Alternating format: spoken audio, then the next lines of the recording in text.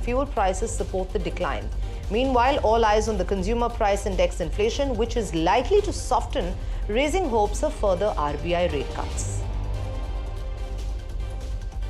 Asian markets edge slightly higher as some stability returns to markets as US President Donald Trump floats a potential pause in auto-related tariffs, giving a boost to the sector after last week's rollercoaster ride.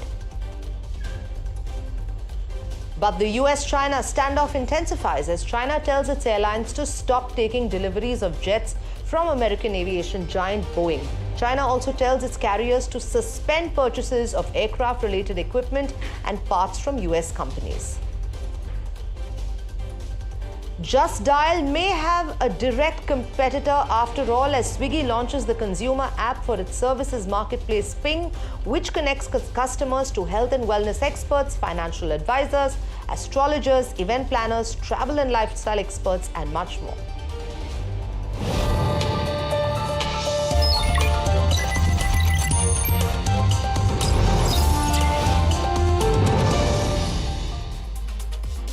Good evening, you're watching Profit 360 on NDTV Profit and I'm Sanjana. Along the next half an hour, we're going to bring you the latest on markets as well as national and international news. So let's dive right into it, shall we? Benchmark indices Nifty and Sensex surge with substantial gains as the bulls took charge today. Now this bull run has been driven by buying in realty, banking and auto stocks. Market volatility has eased after US President Donald Trump announced tariff exemptions for smartphones and computers. My colleague Harsh joining us with the detailed market roundup. Harsh, over to you. So when you talk of markets, 23K breach today. So very positive day of trade in that sense. 2% plus on the Nifty 50 benchmark. Second straight day where we've gained 2% plus. So certainly some cheer and bulls really in control over the last couple of trading sessions on the Nifty. You're looking at a good breadth as well within the Nifty, and you saw certain pockets do better. Banking financial services was one such pocket. You had something like a Shriram Finance do very well. Nifty contributors largely an HDFC and ICICI within the banking pack. Also leading the charge was an Axis. What also did well on the index was something like an L&T, like a Bharti, big contributors on the index in trade today. So those were some of the heavier weighted stocks which did well. So that's one. Second, with regard to sectors, we saw very good traction within the Nifty Realty Index, up 5% plus. We saw good traction even within the Nifty Defense. We saw within the Nifty 50 sectors, we saw auto do very well, 3% plus. Metals was shining today, and of course the Nifty Bank was up 2.5% in trade. So those were the pocket spaces, sectors which did well.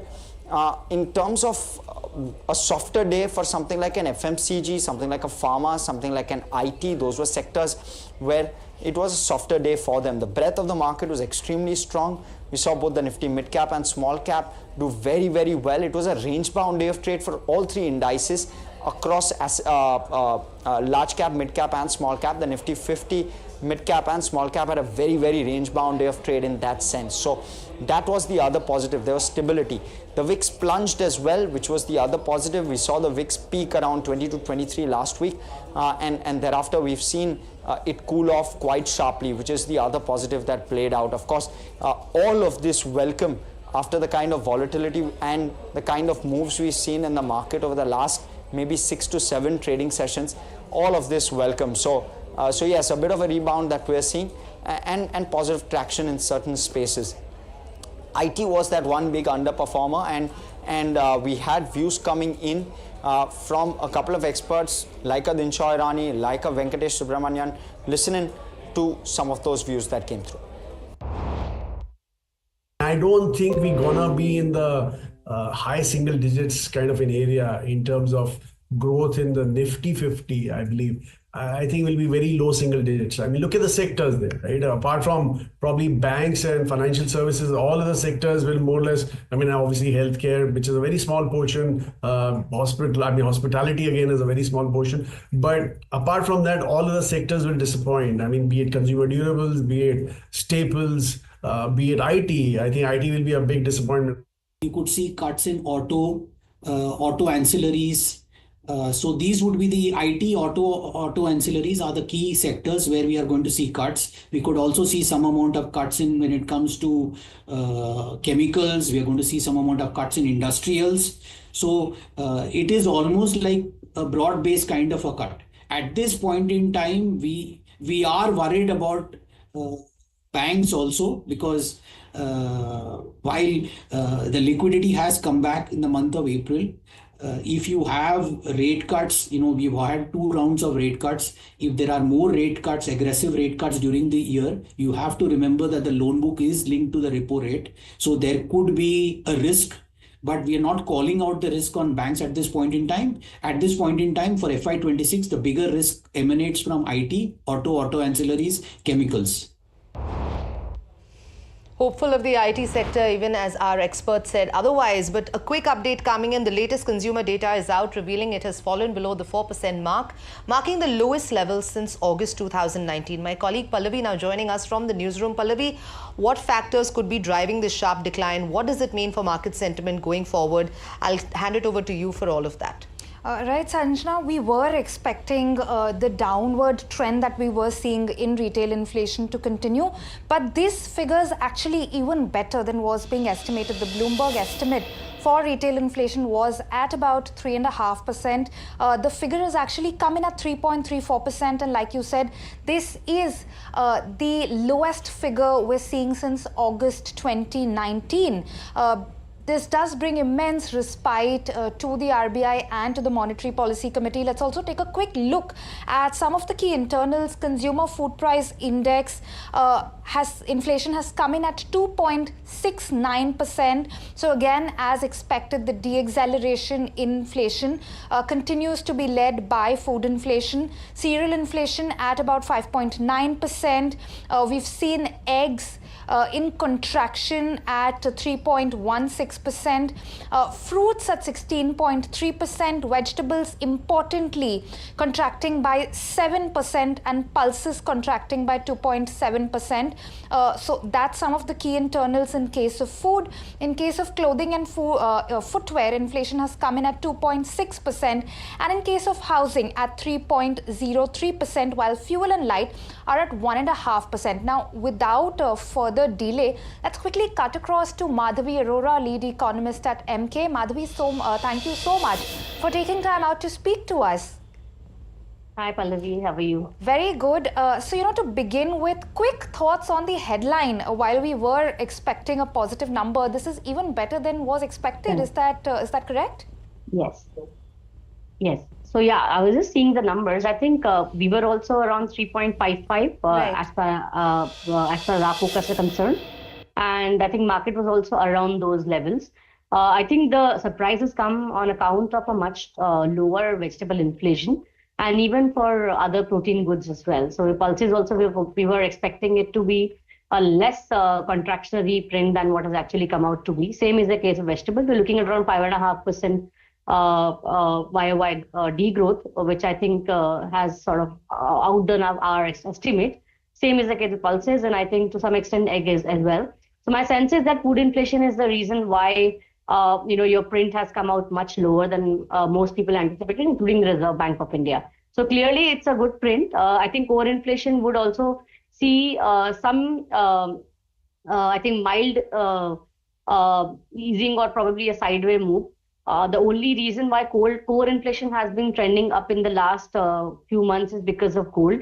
Ex-gold, even core inflation was a sideways story. And I think this month's print should be close to around 4.1, 4.2 for core inflation as well. On net, the headline print is quite encouraging for the central bank.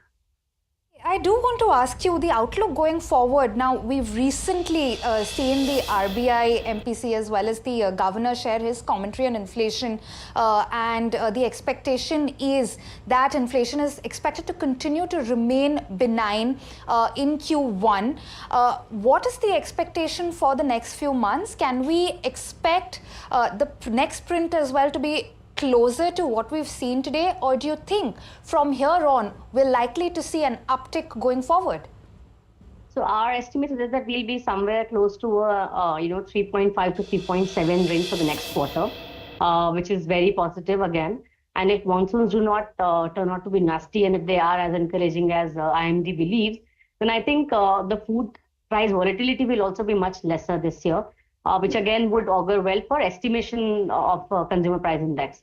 So I think for the year as a whole, we are close to around 4%, I think in line with the Reserve Bank's revised forecast. And I think there could only be a downside risk to the same, because you might see disinflationary forces coming out of this whole US-China trade mess, which essentially could be lowering the cost of commodities, and the producer prices would be the first one to get the hit, and eventually the CPI will also enjoy the benefit of that. Of course, it will come at the cost of something else for India, but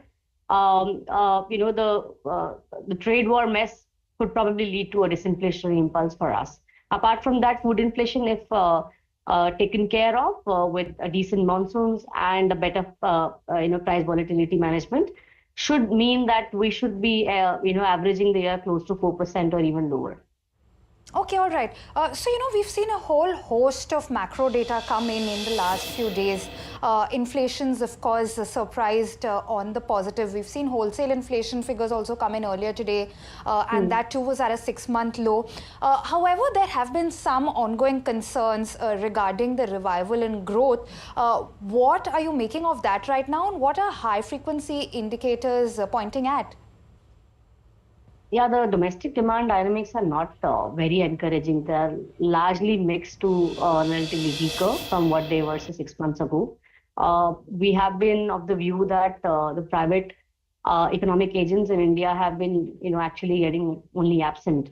And this financial year also would largely see absence of private economic agents domestically. And of course, if at all the global trade war continues at this pace, you would see a deceleration in global growth, which could even lead to a recession. But even assuming that growth goes down by 100 bips, the RBI's own estimate says that India would be hit by around 30 bips on GDP. So I think the near-term indicators as far as the domestic demand is concerned are mixed to weak. Okay, all right. One last question before we can let you go.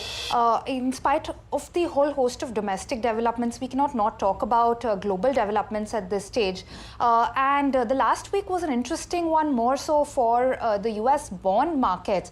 I'm curious to understand, given that we're talking about higher borrowing costs for American corporates, possibly for the retail side as well, are there any implications for India? And what is the expectation going forward? See, American bonds are generally seen as the safest haven, in the asset class community.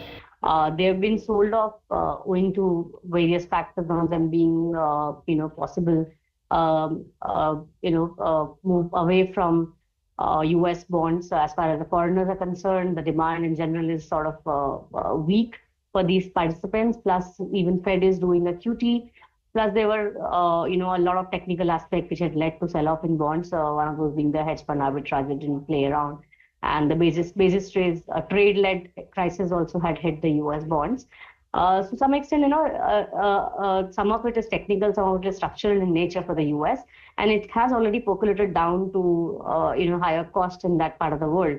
Immediately, it doesn't impact us, but definitely. How it plays around as far as Indian bond market is concerned is to see the spread between the US Treasury and Indian bonds, which is also, actually on a historic low state at this point in time. But again, as I said, to a large extent, the wedge between US Treasury tenure and Indian tenure, the spread that you're seeing, which is close to around 200 bips now, is not necessarily because of, anything that India is doing per se, but largely because American bonds are actually being sold off owing to various factors. And to some extent, emerging markets have also worked well to sort of improve their own domestic dynamics and have also curtailed their fiscal to some extent, for which they are also getting rewarded to some extent. So I don't think that to assume the fact that just because we are left with around 200 bps spread between UST and Indian bonds, one should actually think of a higher yield premium or term premium or risk premium that Indian bonds have to provide to foreign investors. I don't think that is the conventional way that people have been seeing it should work in this time around, because the reasons why the spread has narrowed is very different from what we've seen in the past. So to some extent, I think it may not have the same impact on Indian bonds as it used to have earlier. Even though US bonds have sold off, Indian bonds have actually rallied in the last 1 week or so. And I think there's still a merit to believe that you are going to be seeing a bull steepening bias in domestic bonds and not necessarily following Americans' move, because that's a very America-specific problem that we are seeing at this point in time. All right, Madhavi, thank you so much for those insights. Always a pleasure speaking to you. Thank you so much for taking time out. Well, these are indeed positive developments.